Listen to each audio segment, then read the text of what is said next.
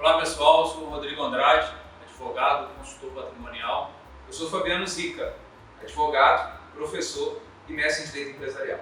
Professor Zica, a gente falou no outro vídeo sobre a responsabilidade, entender um pouco mais sobre o que é a responsabilidade do sócio numa atividade empresarial, comercial, um restaurante, um escritório de contabilidade, advocacia, o médico, enfim. E também um pouco da responsabilidade para aquele que está organizando o seu patrimônio, dando maior proteção ao seu patrimônio, dividindo uma empresa jurídica, uma pessoa jurídica não operacional, uma pessoa jurídica patrimonial. Explica um pouco para a gente dessa responsabilidade. O que é ser responsável, como a gente pode ser atingido em relação a a nossa responsabilidade nos negócios. Rodrigo, sabe qual é o problema que você vai ter? Qual o problema? Eu também não sei, se você soubesse a gente conseguiria evitá-lo. Já passa por aí, então. Você não consegue antever os problemas que terá. Por uma razão muito simples. A nossa vida é sempre instável. A gente já falou de instabilidade de moeda, instabilidade de governo, instabilidade de um monte de coisa. A nossa vida é sempre instável. Então, muita gente vira pra gente, muita gente vira pra gente é redundante, mas é isso mesmo. Quando a gente vai fazer uma conversa, uma entrevista com um possível cliente, ele conversa assim: olha, eu não preciso de proteção patrimonial porque eu faço tudo certinho. Eu já expliquei no outro Tem tudo vídeo. declarado. Tem tudo declarado, não preciso. Não preciso disso. Nós explicamos que ele precisa se defender até da própria insanidade que é possível. E... Ainda que seja temporária, né, também. Claro, claro. Aliás, a insanidade temporária, ela vai exigir ainda mais recursos, né? Via de regra. Porque se morrer, o problema é de quem ficou. Uma outra questão que é importante. Muitas pessoas falam de proteção patrimonial pensando apenas em economizar ou planejar uma possível transferência patrimonial para os seus herdeiros. Esse objetivo, por mais nobre que seja, ele trata de um planejamento patrimonial que usa muito pouco do que o planejamento patrimonial pode ofertar para as pessoas, que é de fato se proteger muito fortemente dos riscos empresariais. Quais são esses riscos? Inúmeros riscos tributários, trabalhistas, riscos financeiros, riscos de ser fraudado por um funcionário, risco de tomar prejuízo porque o caixa foi assaltado, risco de ter os dados bloqueados por um hacker. Todos nós temos esses riscos. Separou, a mulher, o marido separou. Você não sabe. Foi embora.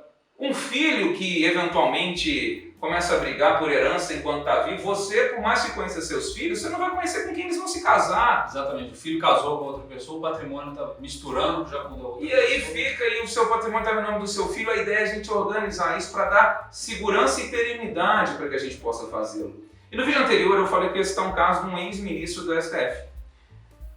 O ex-ministro Joaquim Barbosa, que ficou muito famoso na época do julgamento do Mensalão, assim que ficou conhecida aquela ação, logo depois ele pediu a aposentadoria, ele já tinha direito a isso. E houveram vários assuntos de que o ministro Gilmar Mendes abriu uma empresa em Miami. Vocês se lembram disso? Podem buscar no YouTube aí que vocês vão ver. Joaquim Barbosa. O ministro Joaquim Barbosa. O ministro Joaquim Barbosa abriu empresa nos Estados Unidos. E ao ser questionado, ele disse: é uma empresa patrimonial.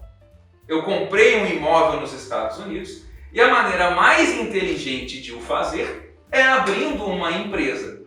Por uma razão muito simples. As obrigações tributárias vão ficar ali na empresa e ficam independentes desse ex-ministro. Ou esse ex-ministro, ou você, ou eu, ou qualquer um que seja. Então nessa hora ele separou o patrimônio dele nos Estados Unidos, por exemplo, numa pessoa jurídica americana, e separou do patrimônio dele aqui no Brasil. Exato, e as obrigações referentes àquele patrimônio ficaram naquela empresa. Isso é muito interessante porque, vindo de uma pessoa que tem imensa credibilidade, e é o caso do ministro Joaquim Barbosa, nós sabemos da licitude desse tipo de operação. Então eu quero apontar aqui dois fatores que são muito curiosos e tem muita dificuldade das pessoas entenderem. O ex-ministro Joaquim Barbosa, que é sinônimo de uma pessoa de reputação ilibada, tem dinheiro no exterior e empresa no exterior.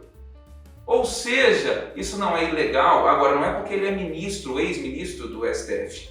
Quer dizer que o ex-ministro, ele dá para nós um caminho de licitude, de lisura e até, digo mais, Rodrigo, de exemplo de inteligência. Ou você acredita que um homem da envergadura de Joaquim Barbosa iria fazer algo que ia ficar público e que ia ser de ilicitude, de esconder as coisas. Tanto é que ele foi há pouco imediatamente informar o que ele fez. Eu acho que também passa serve como um exemplo de simplicidade. Sem Porque dúvida. muita gente acha que abrir uma companhia no exterior É, um empresário. Não é simples.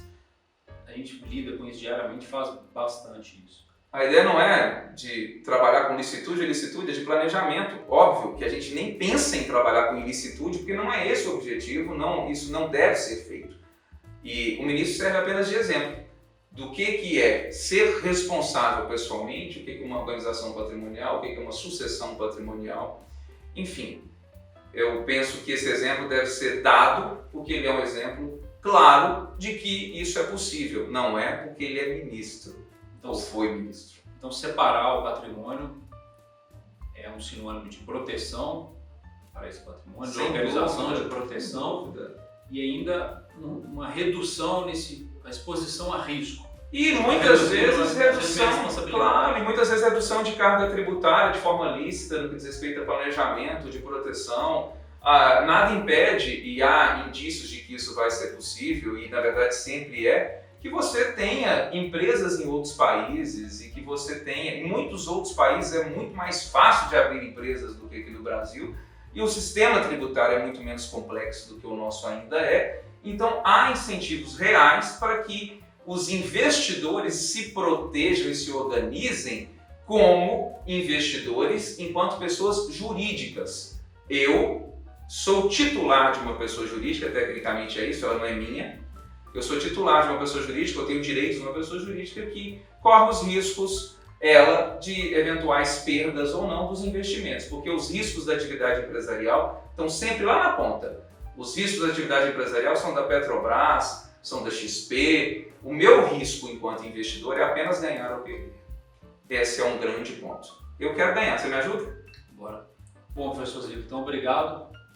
Pessoal, se inscreva no canal, curta nosso vídeo, compartilhe para divulgar as informações e estamos às ordens. Um abraço para todos.